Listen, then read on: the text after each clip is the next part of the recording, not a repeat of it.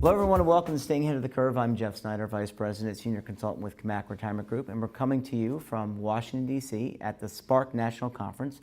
And I'm privileged to be joined by Alex Hanna. He is a Managing Vice President, Marketing and Communications with ICMA RC. Alex, thanks for joining us on the show today. Thanks so much for having me. So, I think this is really exciting. I love having someone like yourself on. You're a marketing and communications guru.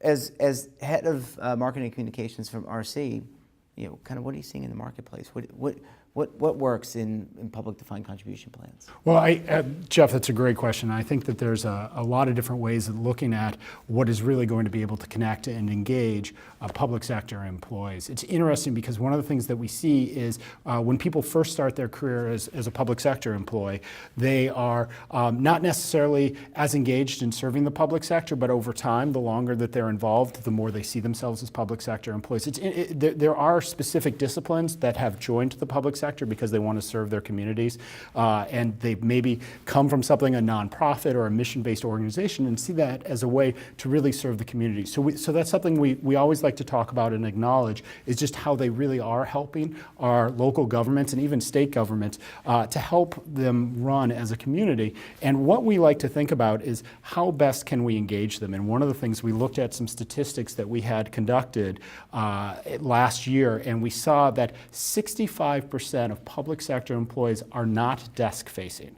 So to put that in perspective, you've got public works, you've got public safety, you even have metros where they're really out in the communities. So what that means is the communications and the engagement and education we provide has to focus on mobile, because everyone is carrying around their smartphones, and we have to be able to engage that way. We also want to be able to give them the resources so that they can build, so that they can make smart decisions, whether it be target date funds or advice. Are they doing what they need to do to build a strong savings so that they can realize retirement? And we call that our realize retirement approach. And it is the way that we see we can help public sector employees build retirement security. So what I really love about talking with you, Alex, is, and the audience doesn't know this, but I want to share a little bit about your background. You worked at Hallmark, the greeting card company. Yep.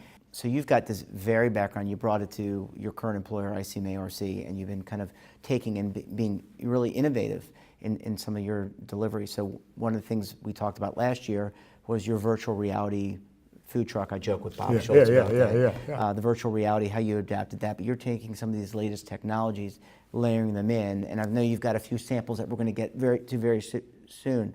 But talk a little bit about your ideas around innovation. I mean, you try to bring in some what's going on the outside and bring it into our retirement community. Absolutely, and I really see it as kind of three different aspects that I like to focus on as we work internally. The first is the idea of collaboration, the second is the idea of learning, and then the third is the idea of being able to experiment. And we want to make sure that we're doing all three of those things as we interact. So to give you an example around collaboration, I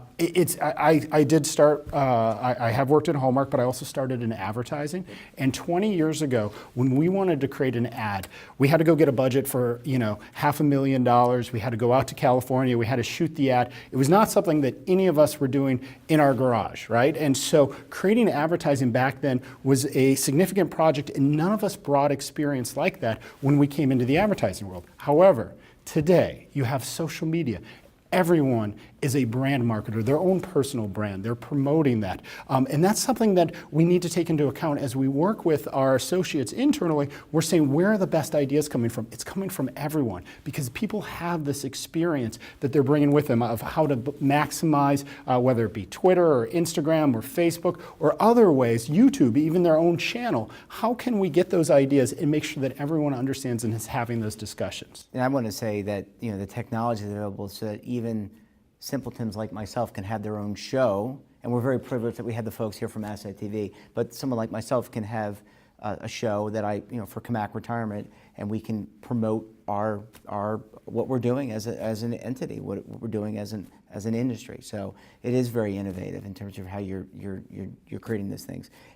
Go ahead. Well, no, I was just going to say, yeah, right along with that is the learning aspect, right? So we have the collaboration and the ideas that you come up with, but learning is really being able to listen and where are the best ideas coming from. So whenever people are traveling, we're really challenging the team. What are you seeing? What ads are going on beyond financial services? So last week I was thrilled. One of our associates took a picture of a great ad she had seen out in California, and she provided it to the team. So we have those kind of discussions. Also, whenever we go to training, we have them present to the group. What did you learn from the training? We have a dialogue. And then how can we utilize it when we come up with innovative ideas? And finally, I think it's about experimentation. So you had mentioned virtual reality. We had done this virtual reality kind of truck that had traveled the country, but then we moved it to mobile, which had never been done in the financial services world. And we added something. It was funny. We actually have a Enroll Now button in the virtual reality experience, which the platform we were using had never done before. So we thought, you know what, we should have some sort of activation in that experience. So we had to build it. And it's been interesting. So the results have not been incredible, but it's been one of those things where we've been able to get really good experience about how people want to interact with their phones, and then virtual reality, and then even taking a step forward, how do we activate or how do we acquire and have them start participating? But we were talking to Bob Schultz earlier in the show about technology expenditures, and you've got to have a multi-channel approach, and I'm sure you would agree with this, that can reach multiple generations. You know, someone like myself, I like the mobile technology, but I also like to talk to somebody, and I want to have the ability to feel my pain, if you will, and to hear what I am expressing. But I also want the ability to check my balances online. I want the ability to look at the virtual reality or to do different things. And I think you've got to offer, and I said this to Bob, and I also said this offline to one of you in another interview with one of your peers, you've got to have a wide menu, and your organizations are becoming more service companies and technology companies. You're not just record keepers and administrators or investment advisory field staff. You're much more than that. Yeah, and actually in May, American Express came out with a survey that they conducted with Gen Z, which is the generation before the millennial generation, but also the millennial generation. And what they found is that 49% of millennials actually want to have a conversation. So they'll call in to solve a problem. Along those same lines, 18% of those millennials will solve a problem online. And the Generation Z, the one that's coming up right after it, it's going to be even more digital. And so we really have to have kind of a digital forward or digital leading perspective as we interact with these public sector employees. The scariest statistic in there, in this American Express survey, was that 16% of millennials said that if they had a poor mobile experience, they would look at leaving the brand. And so for financial services and retirement services, it's a kind of a different discussion that you might have, and it might be provided through the plan sponsor, but it means that that mobile aspect is just so critical to make sure the experience is really strong. Absolutely. As a Generation Xer who uses a lot of mobile technology but thinks he's a millennial, I would agree with you. If I have a bad experience, I'm not coming back. And so I need to have that. So let's focus on what are some of the trends that you're monitoring? Tee that up for you. Talk a little bit. You shared the VR, the mobile. Yep. You still got your field staff and branding. What are some of the trends that you're currently? We're watching a lot of different trends from a marketing communications perspective, and just to talk about real quickly. Real quickly, let's go. Okay, so we had talked about kind of mobile first, and the Target CEO has actually said that his front door is mobile. Which makes a lot of sense. 98% of Target shoppers are actually have a smartphone. 3/4 of them use the mobile device before they make a purchase. So think about what that means from a financial services perspective as people move more mobile. One of the interesting things is that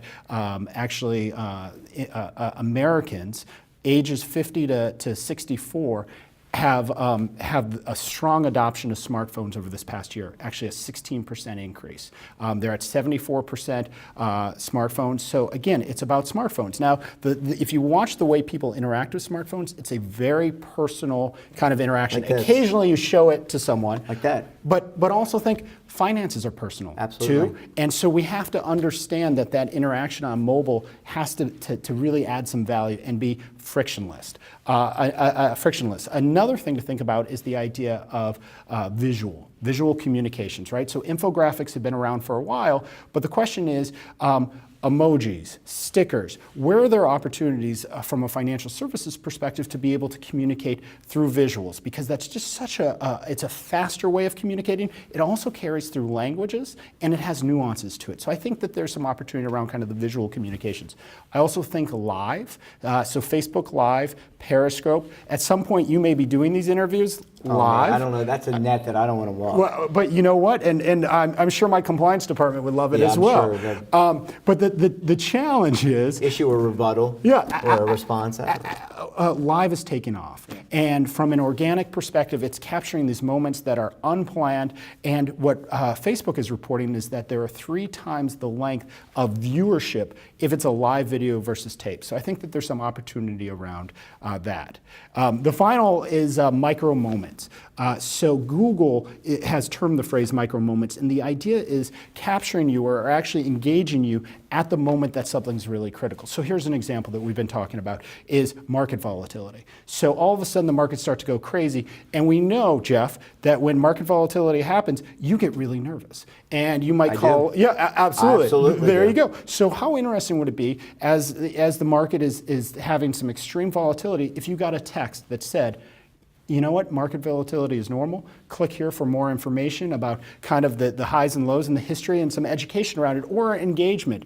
We can answer your questions. So imagine if we could capture you at that micro moment when something's happening and be able to provide education to help you make the right decision. And it's that focus on education. We were talking to one of your peers who did a survey of over 4,100 government plan sponsors, and what they learned from the survey was that the shift to communications education in terms of committee meetings and conversations. I mean, is that in line with what your group is kind of hearing? Is that, we want to hear less about investments. They're important. We want to hear about plan design. That's important, but let's focus on outcomes. Let's drive results. Yeah, it truly is about measurements and metrics and being able to really see, you know what, here's the objective and here's the outcome and here's where we want to work through it. So it's good strategy. It's first doing strong analysis. It's then defining what the strategy is going to be, finally implementing, and then you come back to it and you say, were we on track? Where can we evolve things and how can we get stronger?